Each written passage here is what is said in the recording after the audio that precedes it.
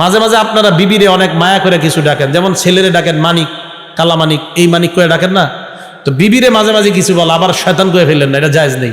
শয়তান তো মানে অনেকে মহব্বত করে আপনি এটা বলে যান না। আবার এখন কি বলা যাবে?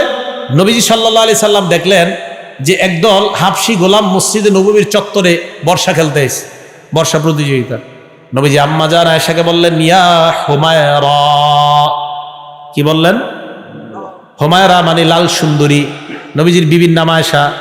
নবীজি ডাক দিয়েছেন, ইয়া হুমায়রা, ও লাল সুন্দরী। সুবহানাল্লাহ। এভাবে আন্তরিকতা প্রকাশ করতেন। আতুহিব্বিনা আন তানজুরি ইলাইহিম, তুমি কি তাদের বর্ষা প্রতিযোগিতা দেখতে চাও? একটু সামনে আসেন, এই জায়গায় আসেন, আপনার দিয়ে একটা দায়িত্ব হবে টাকার।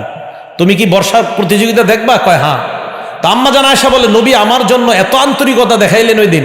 ফাকামা বিল বাব, দরজায় দাঁড়ায় গেছে নবী। দাঁড়ানোর পর আমি পিছনে দাঁড়াইলাম। ফাওয়াদাতু যাকনি আলা আতিকি, নবীর কাঁধের এই জায়গাটায় আমার থুতনিটা রাখলাম।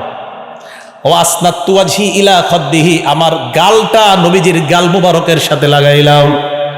এইভাবে পিছন থেকে দাঁড়ায় দাঁড়ায় আমি তাদের বর্ষা প্রতিযোগিতা দেখতে লাগলাম।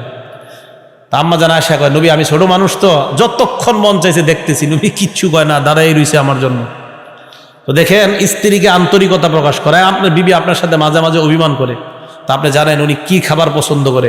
আপনি গত 10 বছর ওই খাবারটা তারে খাওয়ার নাই, তো আজকে আপনি বাজার থেকে ওটা চুপি চুপি কিনে আনলেন, হঠাৎ দিয়ে দিলেন, খুশি হয়ে যাবে। এতে সুন্নত আদায় হলো, আন্তরিকতা প্রকাশ গেল, দুইজনের ঝগড়াও মিঠে গেল।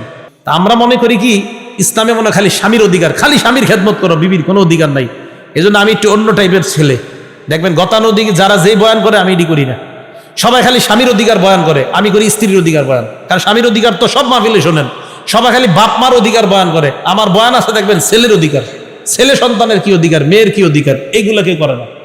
ছেলে মেয়ের অধিকারটা কেন দরকার? ছেলে মেয়ে ভালো হইলেই তো আপনার সেবা করবে। এইটারে ছোটবেলা থেকে আপনি বানাইতেছেন খারাপ, তো বড় হয়ে আপনার খাওয়াবে কিনবে বলেন আমাদের। এই জন্য আমি বলি, অধিকার অবশ্যই বাপ মার অধিকার বয়ান করা দরকার, কিন্তু ছেলে মেয়েরটা আগে করা দরকার আমার মতে। কেন? এটারে ছোটবেলা থেকে যদি ভালো বানান, ভালো সন্তান তার বাবাকে তার মাকে কখনো কষ্ট দিবে না।